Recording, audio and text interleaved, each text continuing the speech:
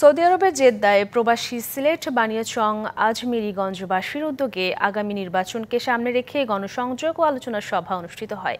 Jeddah প্রতিনিধি AR Noman জানান, সভাপতিত্ব করেন আজিজুর রহমান খান, এমদাদুল ইসলাম সুমন ও বেলাল খানের যৌথ সঞ্চালনায়। এতে প্রধান অতিথি ছিলেন বিএনপির আন্তর্জাতিক বিষয়ক আহমেদ আলী মুকিব।